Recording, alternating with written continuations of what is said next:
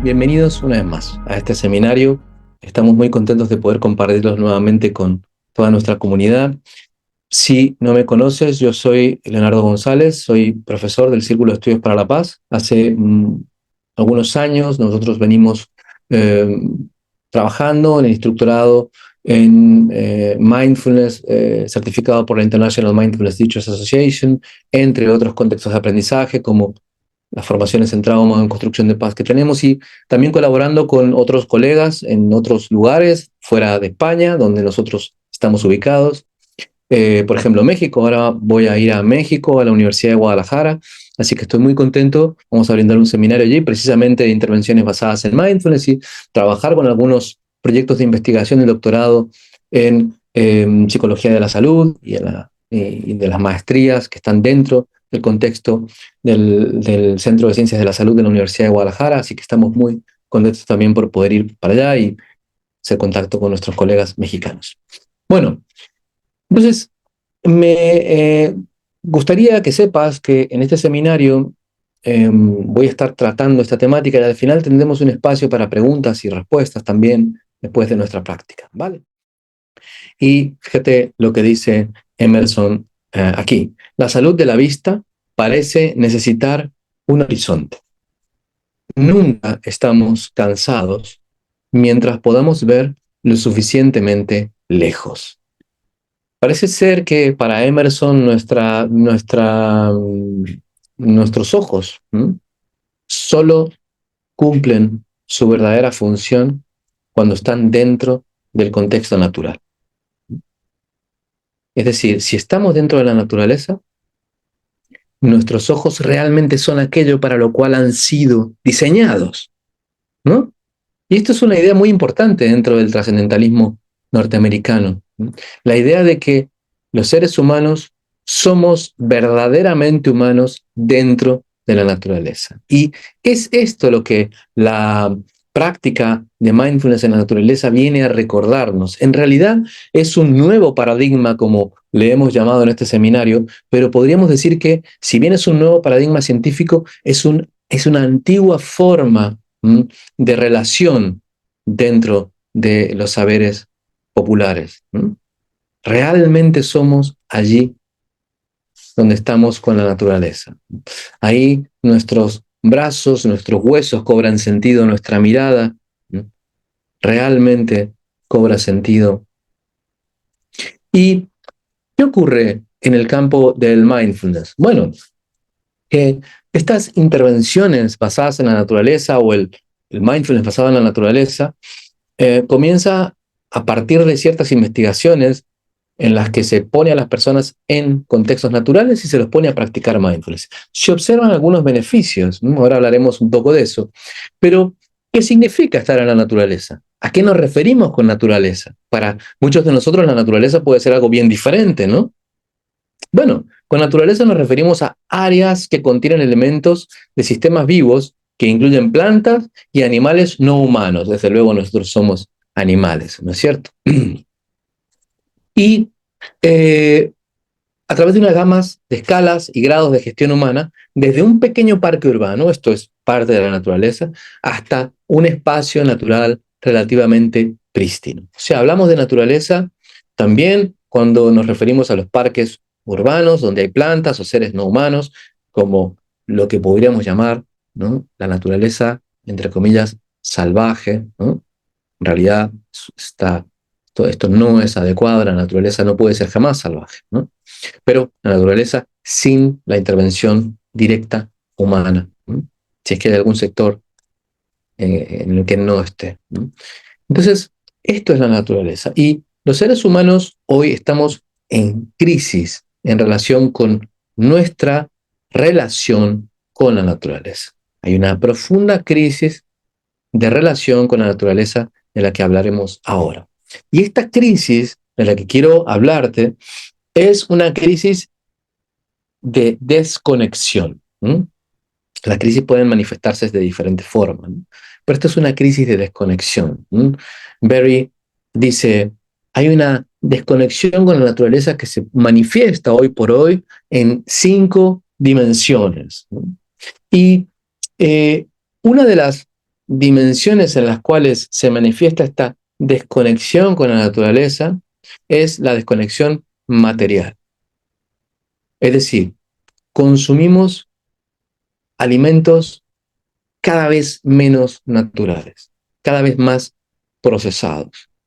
Alimentos que cada vez están más lejanos a su contexto natural, a su contexto de origen. Los mataderos de animales están alejados de nuestra vista, ¿no? Probablemente porque si los viéramos, esa conexión con la naturaleza implicaría que tengamos que tomar nuevas decisiones, ¿no? Que tengamos que revisar nuestro comportamiento. Si pudiéramos revisar la forma en la que son producidos los alimentos, esto implicaría seguramente una reconfiguración de nuestra relación con la naturaleza. Entonces, esta desconexión es algo que viene ocurriendo y que tiene que ver con la industrialización acelerada que vivimos hoy por hoy, que entre otras cosas ha producido y lo hace, lo sigue haciendo, el calentamiento global, ¿no es cierto? Lo cierto es que no estamos en contacto con la naturaleza porque media está, está digamos, este consumo cada vez más alejado de los orígenes, de los contextos de origen de los alimentos, ¿no?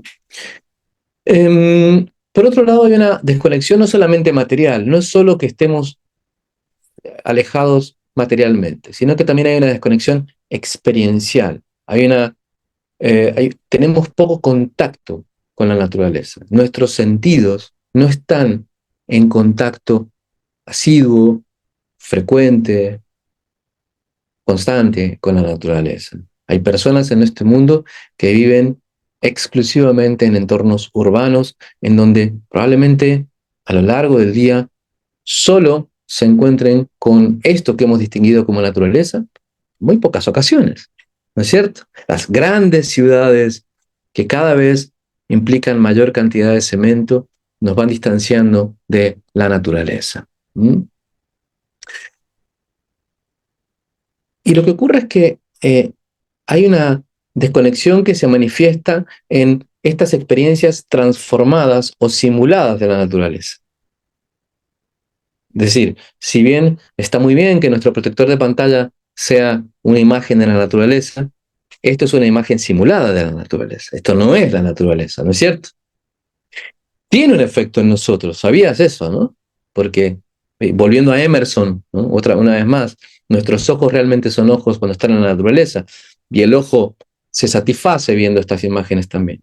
Pero realmente no estamos ante la naturaleza propiamente dicha, sino una simulación. Y esta simulación de la naturaleza nos hace creer que estamos en la naturaleza, pero no estamos. ¿Mm? Y además hay una falta del componente social natural. Los seres humanos durante miles de años hemos estado vinculándonos en la naturaleza. Y muchas de nuestras interacciones sociales están diseñadas en relación con la naturaleza, con esa terceridad como elemento fundamental de las relaciones. Entonces, eh, hay algunas sociedades nórdicas, por ejemplo, en las cuales en los momentos de primavera, las parejas jóvenes tenían relaciones sexuales en el campo, ¿no? Abierto, como una manera de celebrar la naturaleza, celebrar, ¿no? La vuelta a la vida, pero también como una manera de vincularse con lo que estaba ocurriendo alrededor, ¿no? Así como es dentro, es fuera también, ¿no? Esto está lejos de pasar en nuestras sociedades, ¿no? Eh, Esta falta de componente social en la naturaleza. También hay una conexión cognitiva, hay una falta de conocimiento sobre la naturaleza, ¿no? Si tomamos a una persona hoy por hoy de muchísimas ciudades del mundo y le llevamos a la naturaleza, muy probablemente no sepa qué hacer, ¿no? No sepa qué comer, no sepa a dónde caminar, no sepa distinguir el agua pura del agua contaminada, no sepa distinguir cuándo va a llover, cuándo no va a llover, no sepa distinguir a lo mejor un fruto venenoso de uno que no lo es. Hay una serie de capacidades que hemos perdido a nivel cognitivo, ¿no es cierto? Y que implican una desconexión también con la naturaleza. Una falta de conocimiento de animales, de vegetales, de las propiedades de las hierbas, etcétera, ¿no? Y también una desconexión emocional, que me parece muy interesante, y que algunos o algunas investigadores han llamado solastalgia, lo podríamos traducir en español, que podría implicar algo así como una desconexión emocional a un lugar que ha sido alterado debido al cambio ambiental disruptivo. Es algo así como una nostalgia de los lugares que se han transformado totalmente. Cuando vamos al campo, cuando vamos a un lugar totalmente intervenido, totalmente, ¿no? Cambiado, no nos reconocemos ahí. No podemos reconocer. Y también la biofobia, que es esta actitud de rechazo, actitudes negativas en la naturaleza. Es el deseo de mantenerse alejado de la naturaleza, de no estar en contacto con las plantas, con los animales, con el barro, con el polvo, con la lluvia, con todo aquello que también tiene que ver con la naturaleza, ¿no? Y vivimos en sociedades tremendamente biofóbicas también, ¿no es cierto? Lo vemos en la manera en la que intentamos mantener al margen la naturaleza. Intentamos mantenerla al margen. Por otro lado, hay una desconexión filosófica también, una relación distante o indiferente con la naturaleza. ¿Qué significa una relación distante o indiferente con la naturaleza? Bueno, significa que eh, eh, nuestro estilo de vida es tan distinto hoy por hoy, está tan industrializado, está tan vinculado a la tecnología, a los procesos culturales humanos, a los procesos políticos humanos, etcétera, que pasamos mucho tiempo pensando en esos contextos políticos, tecnológicos, verbales, pasamos mucho tiempo en la cabeza, ¿no? Y entonces este pasar mucho tiempo en la cabeza promueve esta desconexión también. Y y además de eso, esta desconexión filosófica se debe también a que se nos ha enseñado, y te invito a que revises tu historia, a que el progreso es la industrialización, a que el progreso es la presencia de tecnología, de fábricas, de coches, en muchas ciudades del mundo donde no hay lugares para que la gente pueda caminar. Todo el mundo se maneja a través del coche, ¿no? Hay ciudades del mundo en donde eh, se intenta cada vez más y de manera inconsciente, entonces, mantener la naturaleza al margen, fuera. Esto, en síntesis, produce una profunda desconexión. O sea, no es extraño, entonces, que hablemos del mindfulness dentro de la naturaleza o del mindfulness basado en la naturaleza. Y mucho de lo que el mindfulness basado en la naturaleza pretende o busca hacer es justamente cultivar esta capacidad de estar en la naturaleza, de recuperar, volviendo a Emerson, nuestra visión, nuestra humanidad en ese contexto natural. En contraposición con esto que hemos dicho, con esta desconexión, es muy importante tener en cuenta um, un texto muy interesante de Van Gordon y Edo Shonin, entre otros, que quiero compartir contigo, y es un texto que habla de este paradigma de la interconexión. ¿Qué significa interconexión? Bueno, que estamos conectados, que es imposible que estuviéramos aquí unidos si no hubiese alguien que, por ejemplo, fabricó los teléfonos o computadoras con los cuales nos estamos conectando, ¿no? No podríamos estar aquí si alguien no hubiera construido las casas, pero tampoco tendríamos casas, ni computadoras, ni teléfonos si no hubieran materiales químicos, materiales, piedras, etcétera, con los que se han ido fabricando todos estos elementos. Y no tendríamos todo esto si no tuviéramos todo un sistema de estrellas, de planetas que han hecho posible que estemos hoy aquí. En síntesis, vivimos en un mundo en el cual nos pensamos separados del todo, y esto es, científicamente hablando, un gran error. En realidad, ninguno de nosotros está separado del resto. En realidad, estamos intersiendo. Y esto es lo que llamamos el paradigma del interser. Somos porque estamos conectados con otros u otras. No podemos ser si no estamos conectados con otros u otras.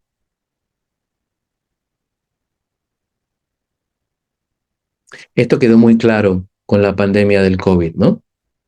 La pandemia del COVID fue un recordatorio fortísimo de que sin la naturaleza y sin otros u otras no podemos sobrevivir.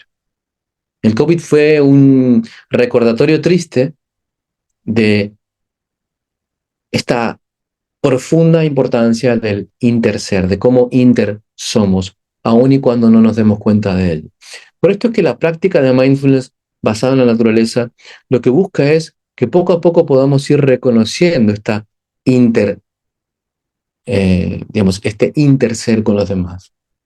Que poco a poco podamos cultivar esta capacidad de volver a la conciencia del interser momento a momento, ¿no? Y esta idea de interconexión está bastante consolidada en el mundo de las prácticas contemplativas. En realidad, las prácticas contemplativas, si eres nuevo en estos términos, las prácticas contemplativas son una serie digamos, de actividades que se han venido realizando durante miles de años dentro de la humanidad y que tienen por fin cultivar habilidades dentro de nosotros, la atención, la benevolencia, la paciencia, cosas que se consideran positivas, ¿no? Entonces, dentro de las prácticas contemplativas se encuentra la práctica de mindfulness también. O sea, mindfulness es un tipo de práctica contemplativa dentro de muchas otras posibles. Lo cierto es que esta idea de interconexión siempre ha estado dentro de las prácticas contemplativas. En realidad, mucho de lo que las prácticas contemplativas le han aportado a el mundo científico es justamente esto que proviene de... Pero además, hablemos de ciencia. Hoy, a los últimos, como sabes, 100 años, el avance científico ha sido tremendamente acelerado. Hoy sabemos mucho más de lo que hemos sabido en toda la historia en términos científicos y se han estudiado eh, los factores de relación con la naturaleza en las personas. Y sabemos, por ejemplo, que la conexión de los seres humanos con la naturaleza se asocia a mayor satisfacción vital, a menor ansiedad, a mayor vitalidad, a una mejor capacidad para encontrar un sentido de vida. De hecho, el famoso psiquiatra alemán Viktor Frankl, cuando habla del sentido de vida y cómo los seres humanos podemos encontrar un sentido de vida, habla de la naturaleza como uno de los puentes, ¿no? Una de las carreteras a través de las cuales el ser humano puede encontrar un sentido de vida. Y cada vez que vamos a una montaña, vamos al mar, o paseamos por una plaza, o vemos un árbol, hay algo que se revela ahí y que tiene que ver con un disfrute especial que no puede darnos el resto de las cosas, ¿no? Hay algo en ese árbol, hay algo en la naturaleza que produce este goce suave que nos permite entender que el disfrute es parte del sentido también, ¿no? Pero sabemos científicamente entonces que las personas que conectan, que están más en contacto con la naturaleza, tienen, digamos, resultados saludables más positivos. Ahora, ¿qué tiene que ver mindfulness con esto? O sea, ¿por qué estamos hablando aquí de mindfulness? Creo que hasta aquí hemos visto que estamos en crisis, hemos visto también que hay un paradigma de interconexión que está profundamente arraigado en las tradiciones contemplativas y dentro del mindfulness. Pero, ¿a qué nos referimos cuando hablamos de mindfulness? Bueno, mindfulness, dice Jon Kabat-Zinn, uno de los precursores del mindfulness y una de las personas que yo diría, cualquier persona que trabaje con mindfulness es evidentemente un horizonte, ¿no? Importante. Dice Jon Kabat-Zinn, mindfulness es la conciencia que emerge de prestar atención a propósito al momento presente, sin juicio, y a la experiencia momento a momento. Quiero detenerme un momento aquí para que analicemos juntos esta definición de mindfulness. Y fíjate cómo Jon Kabat-Zinn dice, esta es una atención que se cultiva a propósito. Es decir, que los seres humanos, naturalmente, no somos plenamente conscientes. Si lo fuéramos, no tendría sentido practicar mindfulness, ¿no? No tendría sentido la idea de práctica. ¿Por qué practicar algo que ya tengo?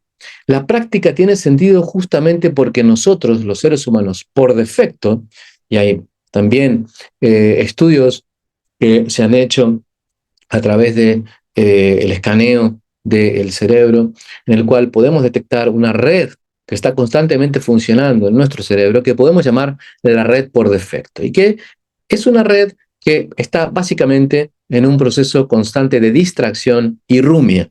Y esto es nuestra mente normal, una mente distraída, una mente rumiante, una mente que se la pasa dando vueltas a las cosas en la cabeza, y esto está vinculado, sabemos también científicamente esto, a muchísimos problemas de ansiedad, y también encontramos una activación de esta red por defecto fuerte en trastornos, por ejemplo, vinculados a la depresión. Y lo vemos, ¿no? Nosotros, los psicólogos, cuando estamos en contacto con alguien que tiene un proceso depresivo, vemos que las personas tienen una gran dificultad para estar presentes, están constantemente hablando del pasado, constantemente fantaseando, una muy poca capacidad para estar en su cuerpo, ¿no? O sea que esto no es solamente algo que podemos ver en un screening de una máquina del cerebro, sino que lo vemos cuando hablamos con alguien que tiene estos problemas, ¿no? Tú seguramente has sentido ansiedad y sabes cómo se siente la ansiedad, ¿no? Y cómo la ansiedad nos hace estar en este modo por defecto. Nuestra red por defecto se activa. Sabemos que entonces podemos moldear, podemos reconectar el cerebro internamente y podemos hacer que nuestro cerebro aprenda a estar más presente. Pero esto requiere práctica. Por eso hablamos de mindfulness como una práctica, de las prácticas contemplativas. Y las prácticas contemplativas deben ser entendidas como formas de retornar a una naturaleza humana más completa. Esto es lo que son las prácticas contemplativas. Desde el punto de vista de las prácticas contemplativas, nosotros no practicamos para volvernos una persona superpoderosa, sino para volvernos más completos. Un ser humano que está constantemente en el futuro, constantemente dándole vueltas al pasado, no está completo. No está completo. Vivir completos implica vivir en el presente, ¿no? Entonces, la práctica de mindfulness es una práctica que nos sirve para ser todo lo que podemos ser aquí y ahora. Pero esto es algo que no podemos lograr si nuestro cerebro solo se dedica a reproducir imágenes y a perderse en ellas, ¿no? Por esto es que la práctica nos permite volver al presente y lo tenemos que hacer a propósito, ¿no? Es intencional la práctica. Entonces ahora mismo tú puedes, por ejemplo, ya decir, vuelvo al presente, a propósito, voluntariamente, vuelvo al presente, porque mi mente sola no lo va a hacer. Hay una intención que tiene que haber, ¿no es cierto? Una intencionalidad, una decisión de estar presente, ¿no? Por eso la práctica requiere de un cochero o una cochera, ¿no? Alguien que conduce ese coche y dice, voy a. Entonces, prestar atención a propósito al presente, a lo que ocurre aquí y ahora. Nuestro cuerpo es una forma muy, muy útil, muy didáctica de volver al presente, ¿no? Porque nuestro cuerpo siempre está aquí. Y nuestro cuerpo nos ofrece algo muy interesante que es nuestra respiración. La respiración nos permite, en nuestra respiración encontramos este ir y venir, ¿no? Este, este proceso de, de inhalación-exhalación constante, ¿no? Todo ser humano vivo respira, ¿no? Entonces, al volver a la respiración podemos conectar con el presente, ¿no? Y se trata de estar en el presente cultivando, ¿no? Estar abiertos, esta presencia sin juicio. Usualmente nuestra mente, por naturaleza, lo que hace es intentar enjuiciar, ¿no? Bueno, malo, me gusta, no me gusta.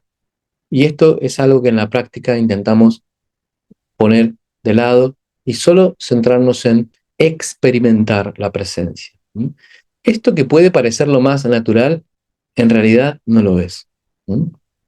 En realidad, la práctica implica, entonces, aprender a no enjuiciar, a mantener una atención no enjuiciante, que es lo que normalmente hacemos, ¿no?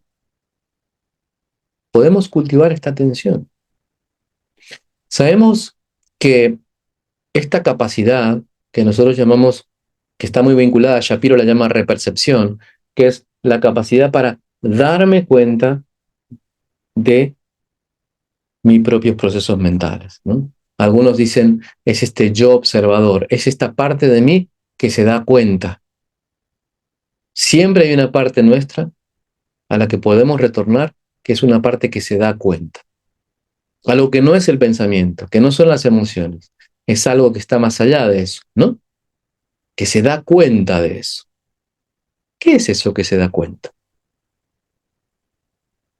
Y esta capacidad de darnos cuenta, sabemos, además, que tiene beneficios para la salud mental, nos permite una mejor autorregulación y por eso se ha utilizado mindfulness en el trabajo con personas con ansiedad, con depresión, con estrés, entre otros. Nos permite también eh, enfrentarnos a vivencias difíciles, a vivencias incómodas, pero que de no enfrentar pueden producir tremendos problemas, ¿no? Y por eso se ha utilizado mindfulness también en procesos de adicción para llevar a las personas a estar, a enfrentar momentos digamos, de craving, ¿no? El mono, este deseo de consumo, poco a poco cultivando la conciencia plena. Y además, el mindfulness nos permite cultivar la flexibilidad, o sea, volvernos más flexibles. Cuando eh, logramos ser conscientes, cuando logramos conectar con la presencia, dejamos de estar enganchados, fusionados con el, nuestras ideas o peleando con lo que sentimos o aferrados a algo que nos gusta, que deseamos mucho, y podemos soltarlo, podemos volver al presente, nos volvemos más flexibles. Podemos decir, vale, si esto no está, no está, ¿no? Si se va, se fue. La flexibilidad, entonces, como ves, es el resultado de esta capacidad para dejar ir, que es uno de los valores de mindfulness, para dejar ir. Nadie puede ser flexible si no aprende a dejar ir, ¿no? Bueno, entonces hay una serie de beneficios de la práctica de mindfulness que se han aplicado en la salud. Ahora bien, ¿qué sabemos de los efectos de mindfulness basado en la naturaleza? Me encanta poder compartirte esta revisión sistemática de un análisis que se hizo en el 2019 sobre un total de 25 estudios que examinaron a 2.990 participantes, una gran cantidad de participantes, uno de los estudios más grandes que se ha hecho sobre las intervenciones de mindfulness en la naturaleza. Y lo que en esta revisión sistemática, en este metaanálisis de muchos estudios, lo que se, eh, los hallazgos que se encontraron es que el mindfulness basado en la naturaleza ha tenido un efecto positivo en las condiciones psicológicas, físicas y sociales de las personas. Es decir, que practicar mindfulness en la naturaleza es beneficioso. Las personas que lo hicieron obtuvieron muchos beneficios de esto. Pero algo más, que esta forma de practicar mindfulness en entornos naturales, tiene efectos superiores a la práctica de mindfulness en entornos no naturales. Y esto es un gran hallazgo. Ten en cuenta que aquí hay varios estudios científicos publicados previamente. Esto es un metaanálisis. Entonces, podemos decir con claridad que la práctica de mindfulness en la naturaleza comporta beneficios claros y más beneficios incluso que la práctica de mindfulness en entornos no naturales. ¿Qué es lo que ocurre? Bueno, hay muchas preguntas, no está todo tan claro, ¿no? Una de las cosas que no sabemos, por ejemplo, es cómo son estos ambientes naturales concretamente. ¿Qué características puntuales tienen? Sabemos que las personas que practican mindfulness en la naturaleza se benefician tremendamente. Y por esto es que en muchos trastornos vinculados a las adicciones, a la depresión, a la ansiedad, al estrés, se está empezando a practicar mindfulness con las personas dentro de los protocolos tradicionales, como el protocolo para la reducción de estrés basada en mindfulness, del que por cierto hablaremos en el instructorado este sábado que viene con nuestra querida Ana Arrabé, una de las maestras más prominentes de España, probablemente del mundo de habla hispana, en mindfulness. Tenemos la suerte de tenerla en la formación. Hablaremos con Ana de eso, ¿no?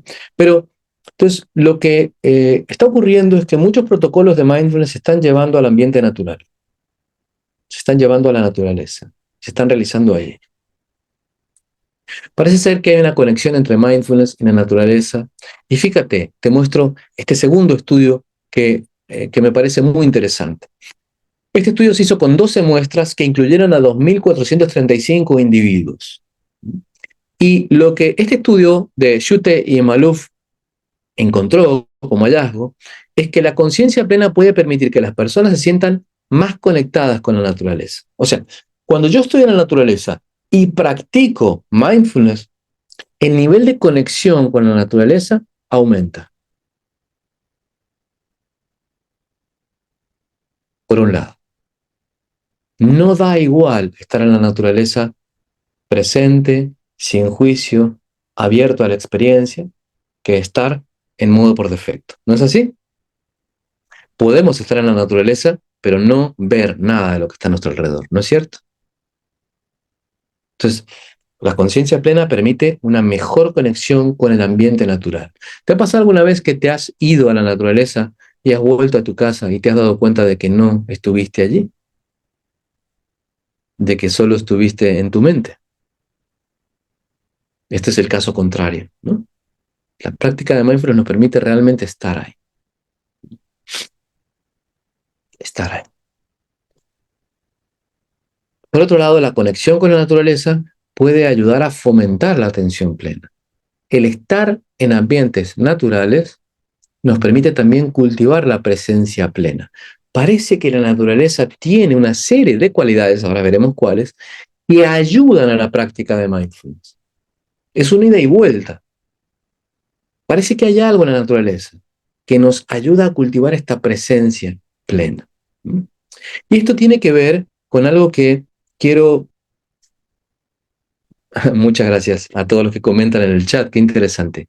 A Pablo y a Georgina, a Gloria, muchas gracias.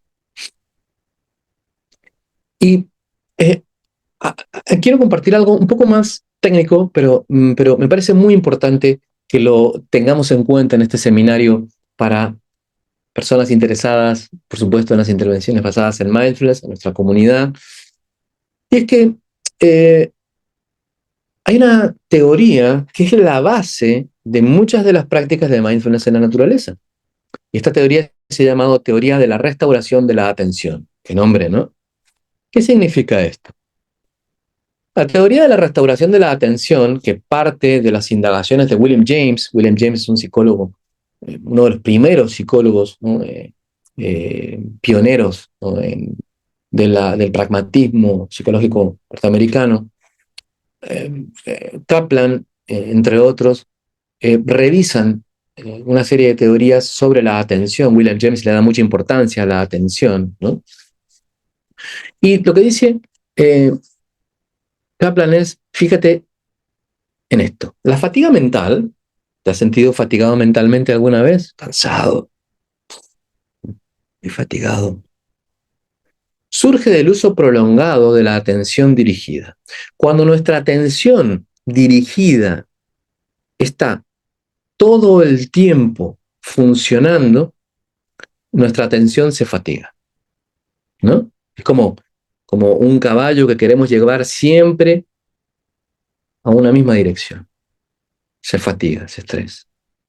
Y fíjate, ¿cuál es la mejor forma de trabajar con esa fatiga mental? ¿Cómo hacemos para trabajar, para crear condiciones de salud mental en personas fatigadas? Sabemos que la fatiga mental frecuentemente conduce al estrés, ¿no es cierto? O sea que no estamos hablando de cualquier cosa, sino de una de las causas principales del estrés en el trabajo, por ejemplo. Y fíjate lo que dice, la atención involuntaria es esta atención que va y viene, que va de un lugar a otro, pero que es atención. Atención a un sonido, atención a la sensación en la planta de los pies, atención a un olor. Es una atención que no está dirigida, pero sigue siendo atención, no es una desconexión. Y la atención voluntaria tiene un papel importantísimo en la disminución de la fatiga mental. La mejor forma de desfatigarnos es permitiendo que nuestra atención sea atención, pero sea libre. ¿Qué se encuentra en los entornos naturales que permite este proceso, esta capacidad de regular la fatiga? Tres cosas, dice Kaplan. Los entornos naturales son privilegiados, son el lugar en el cual nuestra atención, volvamos a Emerson, ¿recuerdas la frase con la que empezamos? Nuestros ojos, nuestra vista parece necesitar de un horizonte, dice Emerson. Y es lo mismo. La naturaleza contiene todo eso que nos ayuda a cultivar esta capacidad de atención libre. Y por eso estar en la naturaleza nos ayuda, cuando estamos plenamente conscientes, a disminuir la fatiga mental. Y por esto es que muchos procesos de estrés se trabajan con mindfulness en la naturaleza, ¿no? Y por esto no es casual que cuando vamos al campo, cuando vamos de vacaciones a un lugar natural, descansemos. Hay un efecto cognitivo de esto, ¿no? ¿Qué ocurre? ¿Qué se encuentra en los entornos naturales? Primero, estamos lejos de los contextos estresantes de la vida cotidiana. Cuando estamos en la naturaleza, necesariamente nos alejamos y se produce la distracción. La distracción consciente. También dejamos de lado el trabajo ordinario y también dejamos de estar pendientes de los procesos internos. No sé si te ha pasado estar en la naturaleza y darte cuenta en un momento, no estoy pensando en mí, no estoy dándole vueltas a mis historias, ¿no? Dos, experimentar la extensión. Al estar en la naturaleza, las investigaciones de Kaplan dan cuenta que las personas sienten una sensación, valga la redundancia, de relación con un todo mayor. La relación con la inmensidad. El darnos cuenta de que hay un mundo mucho más grande que nosotros. Hay una vida mucho más grande, mucho más diferente que nosotros, ¿no? Hay un alcance más allá de lo que se percibe. El solo hecho de ver el horizonte ya nos da un mensaje profundo de que somos parte de un todo y que hay mucho más allá. Es un mensaje sin palabras de la naturaleza, ¿no? Es una enseñanza silenciosa, pero es una enseñanza, ¿no? Entonces, estar en la naturaleza es recibir este mensaje. Tú eres una parte.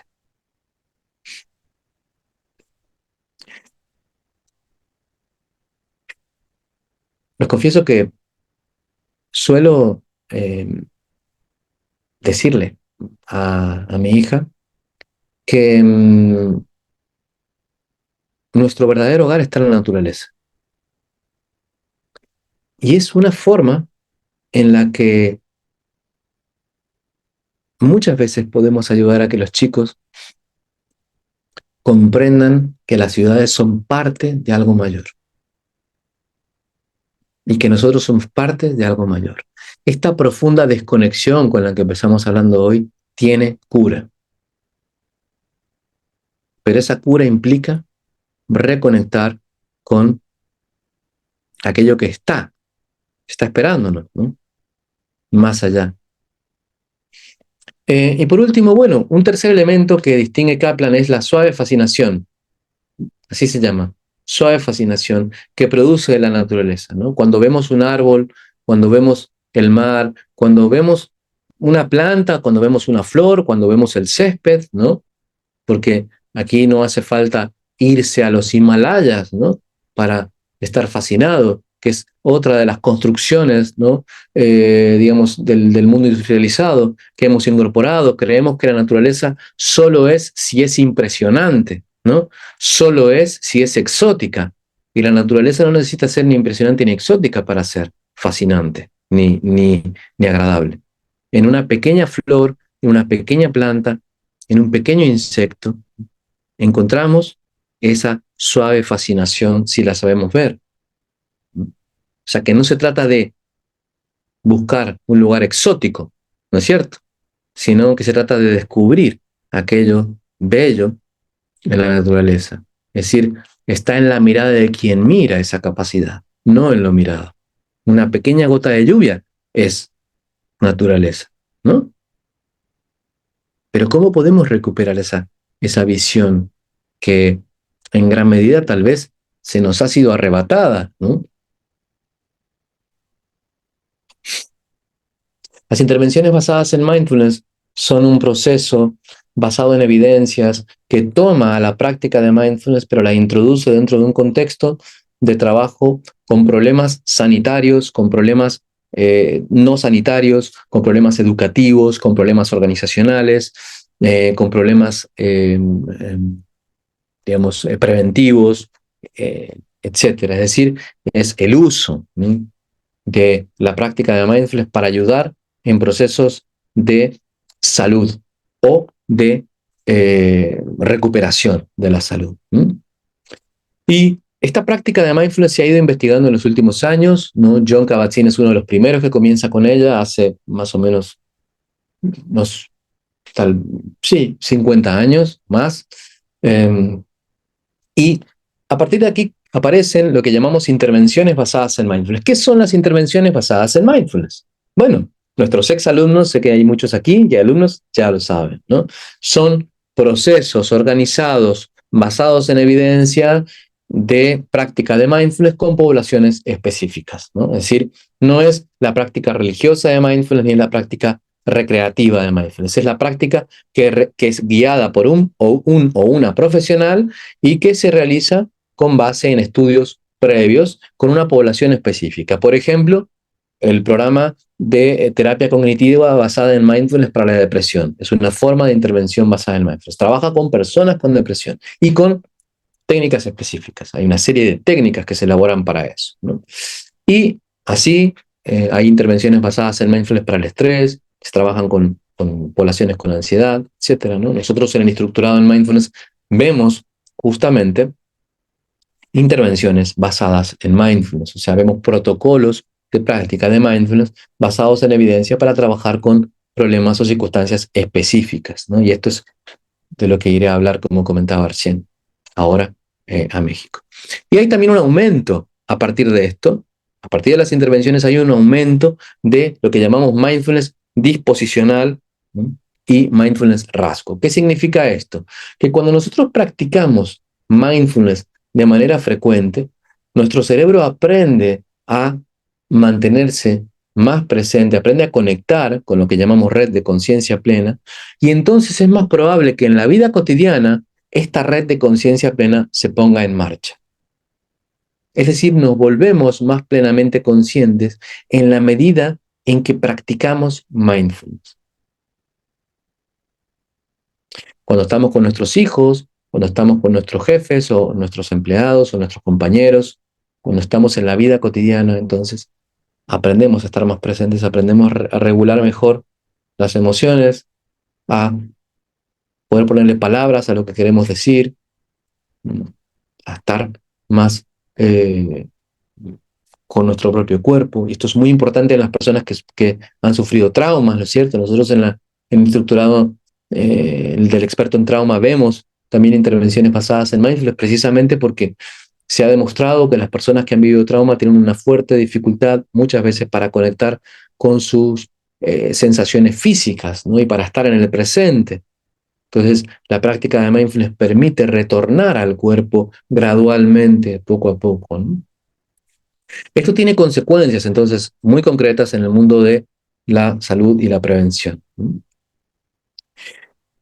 Cuando hablamos de intervenciones en salud basadas en la naturaleza, nos referimos a que hay una serie de intervenciones que conocemos hoy por hoy que no necesariamente pasan por el mindfulness, pero que se hacen en la naturaleza y que han demostrado servir para ayudar a las personas a recuperar o mejorar su salud mental, física y social.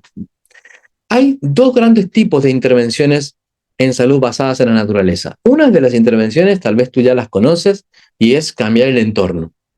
Y estas son intervenciones que hacen muchos gobiernos o muchos estados, en los cuales lo que se busca es generar más parques, generar más jardines en las ciudades. ¿Por qué? Porque hay evidencias de que los parques, los jardines, promueven una mejor salud mental de las personas en las ciudades.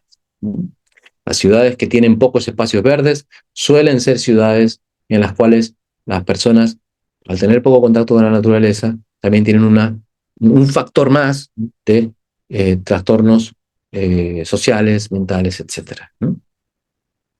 Pero nosotros no hacemos esto. Esto es una empresa, ¿no? A nivel gubernamental, a nivel estatal, etcétera.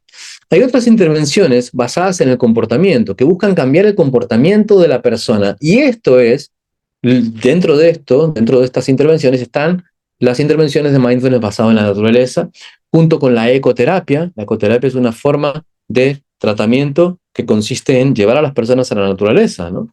Durante mucho tiempo esto se ha hecho sin llamarle así, ¿no? Hay una terapia, tal vez la conoces, basada en el budismo zen, que es la terapia de Morita, la terapia muy antigua, bueno, no tan antigua, pero más, digamos, que tiene, ¿no?, muchos años de historia, que hoy está siendo revalorada, ¿no?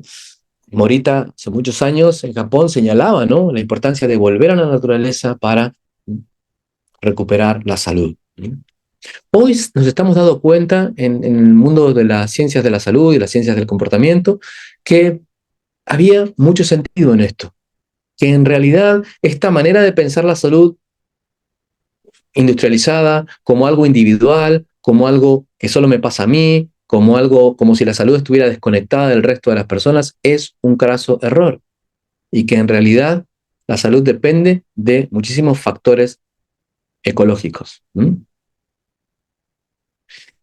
El mindfulness basado en la naturaleza, entonces, busca que las personas puedan estar en contextos naturales practicando mindfulness, pero también busca, atención, llevar elementos de la naturaleza a la práctica de mindfulness. Es decir, es algo más que sentarme o hacer movimientos conscientes en la naturaleza. Es también involucrar a la naturaleza en mi propia práctica. Esto a veces puede implicar, por ejemplo, traer imágenes de la naturaleza y visualizarlas en la práctica de mindfulness. Esto a veces puede implicar ir a hacer un paseo consciente en la naturaleza. Lo cierto es que hay tres elementos del mindfulness basado en la naturaleza que se producen cuando estamos practicando desde este lugar. Primero es la sensibilidad perceptual. Es esta conciencia aumentada del ambiente externo y la experiencia sensorial. Cuando practicamos mindfulness en la naturaleza, la atención no va solo dentro, sino que también va afuera. Y esto es un poco diferente a lo que pasa en la práctica de mindfulness en ambientes no naturales, en donde la atención suele ir hacia nuestra percepción interna. Aquí también prestamos atención y mantenemos los sentidos, el oído, el olfato y la vista son muy importantes aquí. En la práctica de mindfulness tradicional es la interocepción, es esta capacidad de sentir el cuerpo lo más importante, pero aquí los sentidos son muy importantes. Puedo mantenerme en contacto entonces con lo que pasa afuera y lo que pasa dentro mío, ¿no? Esto es lo que llamamos sensibilidad perceptual. Otro elemento importante en la práctica de mindfulness en la naturaleza es el descentramiento. Ya hemos dicho cómo el solo estar en la naturaleza nos ayuda a dejar de estar lo que llama John Kabat-Zinn en un constante selfing, ¿no? Pensando en yo, mío, esto, mío, yo, ¿qué hago ahora? ¿Cómo hago? ¿Qué va a pasar? Yo, mío, ¿no? Este selfing que es tan negativo.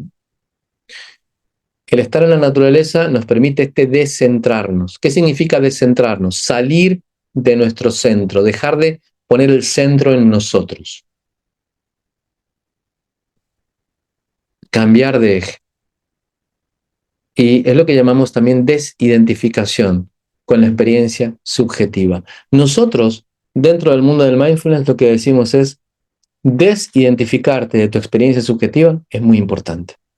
Claro, para eso primero hay que darnos cuenta de lo que sentimos, pero después de darnos cuenta de lo que sentimos es muy importante desidentificarnos, darnos cuenta de que esto que sentimos no es el centro de la humanidad, ni del mundo, ni mucho menos de la naturaleza, y que es algo que transcurre, que pasa, que tiene un inicio y que tiene también un fin, y que podemos no aferrarnos a nuestras vivencias internas, que podemos no dejarnos llevar y que podemos cultivar esta capacidad para no anclarnos a ellas constantemente, ¿no? Lo cual produce mucho sufrimiento.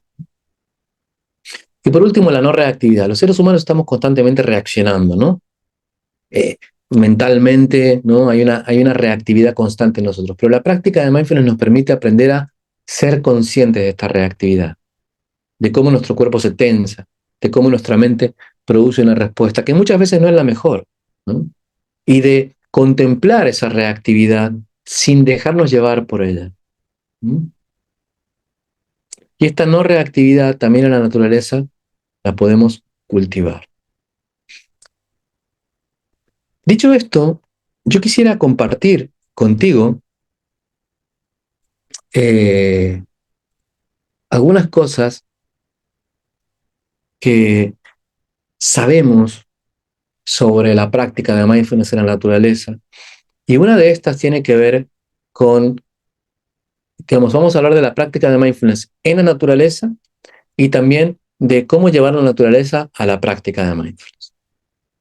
Entonces, la práctica de la mindfulness en la naturaleza implica que podemos utilizar la naturaleza para mejorar la conciencia plena, que podemos ir a la naturaleza para que nuestra práctica de mindfulness sea mejor.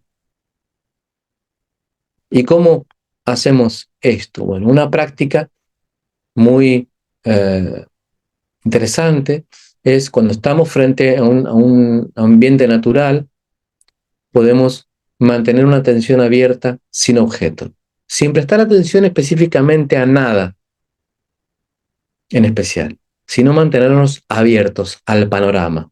Esta práctica requiere de un entrenamiento previo, pero es una práctica muy común en el mindfulness dentro de la naturaleza, ¿no? Esta práctica de visión panorámica. Mantenemos sentados, abiertos, presentes sin juicio, observando todo el panorama. Esta es una práctica además que recomendaba mucho Jiddu Krishnamurti. Seguramente has leído sobre Jiddu Krishnamurti. Es un filósofo indio británico muy famoso en el mundo de las prácticas contemplativas, ¿no? Esta conciencia plena del panorama. Pero además podemos cultivar lo que nosotros llamamos en inglés mindful inquiring o indagación consciente, que es un tipo especial de práctica en el cual no estamos, digamos, cultivando un tipo de atención, sino que estamos haciéndonos preguntas. Estamos preguntándonos cosas y en estas preguntas que nos hacemos, lo que buscamos es reflexionar sobre la naturaleza de los fenómenos. Entonces, una de las preguntas que nos hacemos a veces puede ser al observar un río. Imagínate que vamos a un río y nos sentamos frente al río. Podemos preguntarnos, si aparto la vista del río, ¿es el mismo río al volver a él?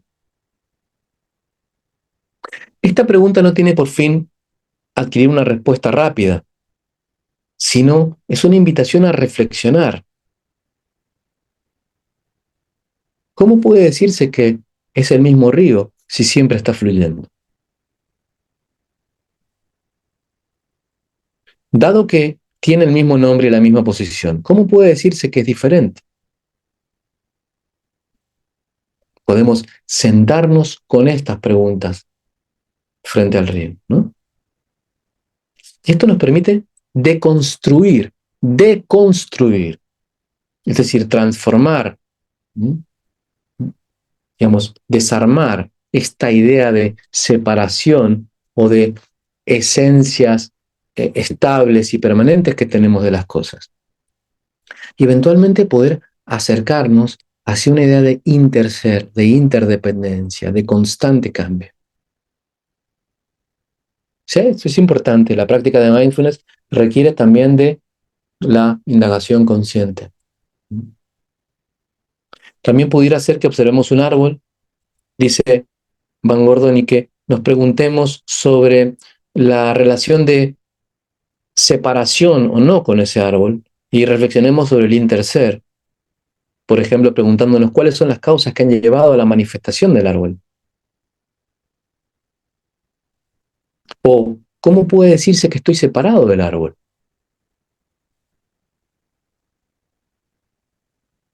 Pero también cómo puede decirse que soy igual o soy lo mismo que el árbol. Una vez más, aquí no se trata de encontrar una respuesta rápida, sino de poder, sobre todo, hacernos la pregunta e indagar sobre este interser a través de las preguntas. Son preguntas de indagación consciente que podemos hacernos al ir a la naturaleza, que tú puedes hacer también. Te puedes hacer esas preguntas en la naturaleza. Y también lo que implica el entrar en la naturaleza y permanecer en ella abriendo nuestros sentidos, permitiendo que la naturaleza entre dentro de nosotros, ¿no? Lo que se ha llamado también Shinrin-yoku en japonés y que en castellano podríamos llamar baño de bosque, ¿no? Bañarnos de naturaleza, sentarnos en el bosque y dejar que los sentidos se impregnen de los sonidos, de los olores, de la energía, ¿no? Del bosque. Esto es más que meditar en la naturaleza y es más que dar un paseo. Esto es estar en la naturaleza cultivando una atención consciente y abierta.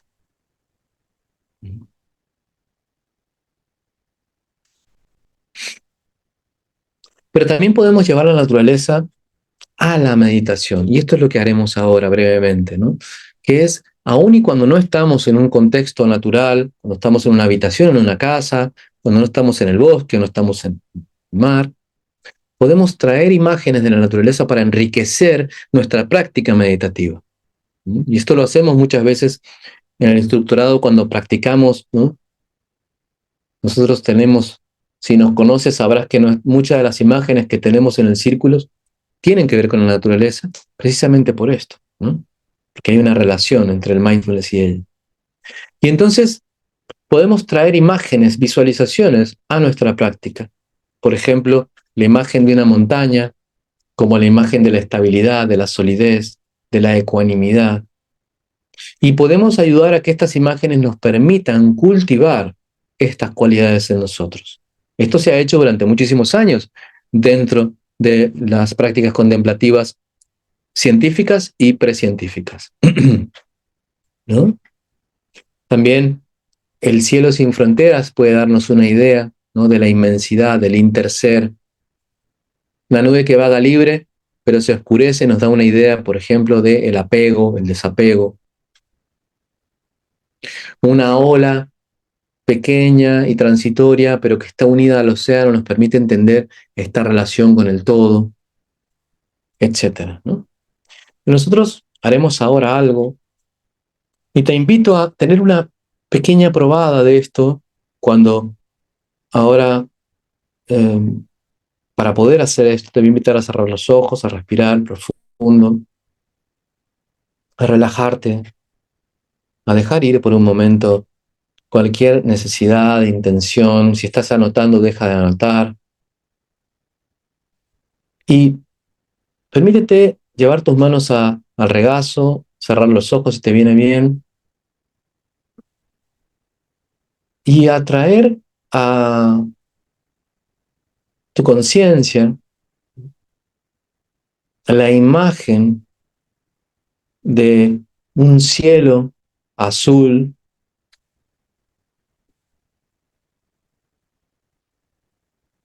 por el que pasan algunas nubes.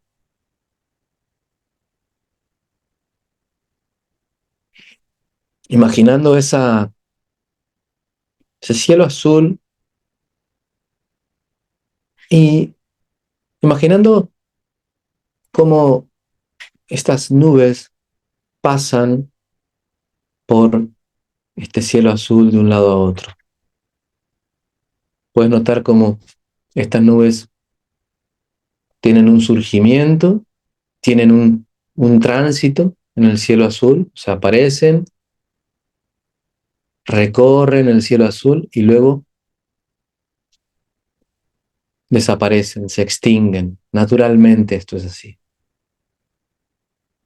Puedes imaginar la bóveda celeste, estas nubes transitando por este cielo azul.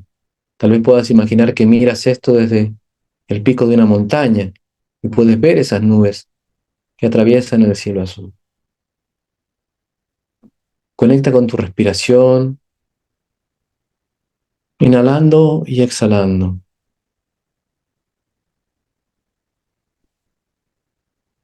Y cobrando conciencia de que también puedes concebir a tus pensamientos, a tus emociones, a tus sensaciones, como estas nubes en el cielo azul, que también son transitorias. Pensamientos y los contenidos mentales también surgen en un momento, tienen un tiempo de duración y luego desaparecen, no son permanentes, tienen un tránsito, como las nubes en el cielo. Pero ¿qué hay más allá de las nubes? Hay algo más allá del pensamiento. Y puedes visualizar esta bóveda celeste como tu conciencia, como esa parte de ti que observa, como esa parte de ti que se da cuenta de los pensamientos, que se da cuenta de las emociones, que se da cuenta de las sensaciones, pero que no es ninguna de ellas. Así como el cielo no es las nubes, sino es el espacio en el que las nubes transcurren transitoriamente.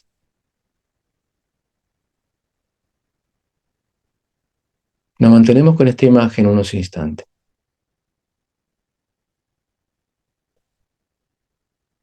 volviendo a la bóveda celeste una y otra vez, dejando que las nubes pasen.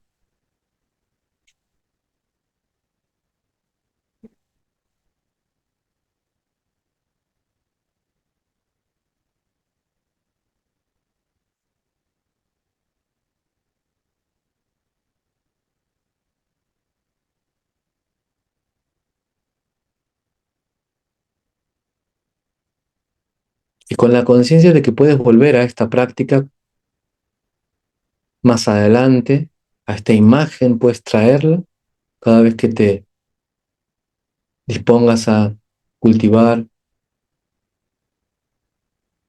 la atención consciente, puedes traer esta imagen al inicio o al final de tu práctica.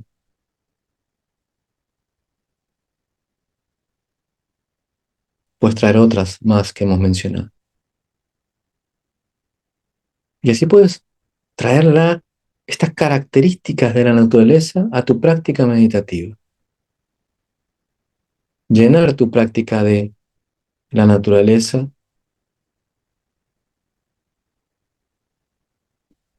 y servirte de ella. Ahora respira profundo, abre los ojos. Vamos a dar por terminada esta breve práctica.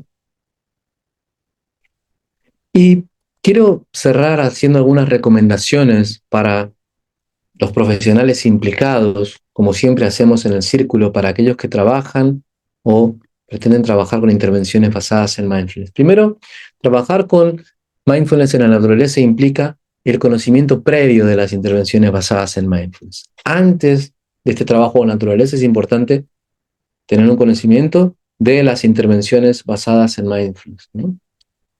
También es fundamental que documentes la historia de las personas y su relación con la naturaleza. Cada uno de nosotros y nosotras tiene una relación distinta con la naturaleza, ¿no? No es igual haber vivido en constante contacto que una persona que se ha criado en un contexto urbano, ¿no? Esto va a ser muy importante para que avancemos de manera progresiva en el trabajo con las personas en la naturaleza. Tal vez al principio convenga practicar menos tiempo en lugares más cercanos al contexto de vida de esta persona y posteriormente ir a lugares de inmersión total en la naturaleza, ¿no? Más, ¿no? más eh, menos urbanizado.